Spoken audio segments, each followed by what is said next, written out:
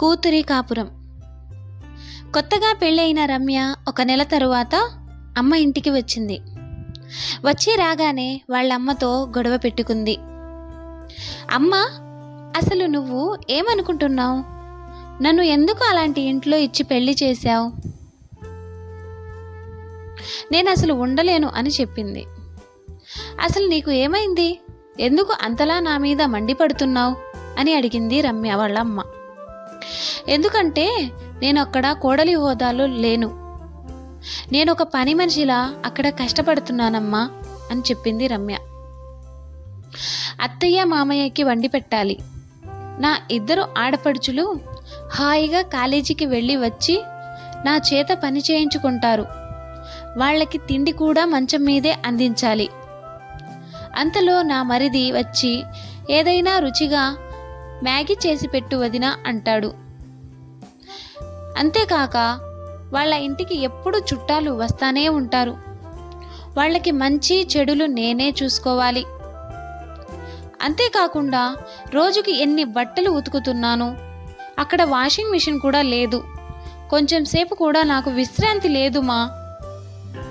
గడిచిన కొన్ని రోజుల్లో నేను మా ఆయనతో గొడవ పడుతున్నాను. నాకు ఆయన మీద కోపం వస్తుంది. సంపాదించింది అంతా తెచ్చి వాళ్ళ అమ్మ చేతిలో పెడతాడు.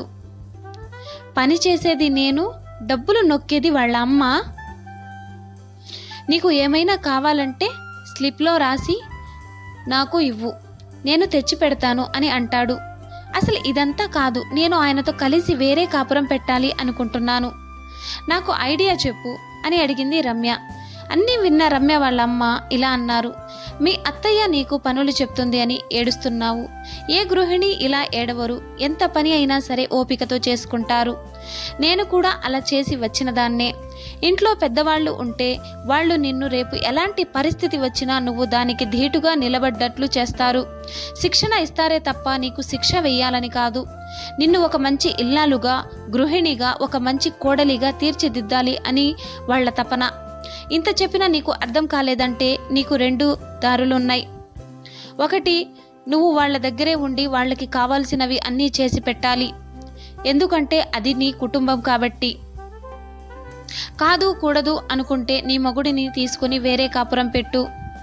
అప్పుడు నువ్వు ఎవరి పనులు అవసరం లేదు. జీతం మొత్తం నీ చేతికే వస్తుంది.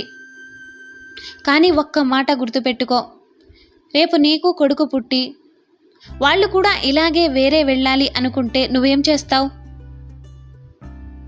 నీ మనవళ్ళు మనవరాళ్ళు నీ ముందు ఆడుకుంటూ హాయిగా ఉంటూ, నానమ్మ భోజనం రెడీ, రా తిందాము అని పిలుస్తూ నీతో పాటు ఉంటే ఎలా ఉంటుంది?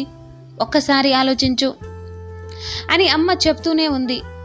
అంతలో రమ్య కళ్ళల్లో నీళ్లు తిరిగాయి. సరే అమ్మా, నేను అర్థం చేసుకున్నాను. నాకు బుద్ధి వచ్చింది. ఇంకెప్పుడు ఇలా మాట్లాడను. ఇంకా నేను వెళ్ళి వస్తాను. చీకటి పడుతోంది. మా అత్త మామలకి నా అవసరం ఉంటుంది. మా అత్తయ్యకి కాళ్ళు నొప్పులు.